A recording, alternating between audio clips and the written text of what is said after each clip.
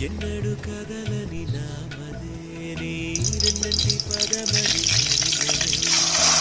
ఎవ్వరు నువ్వని అడగకే ఈ రెప్పల చాటున దాచుకుంది నిన్నే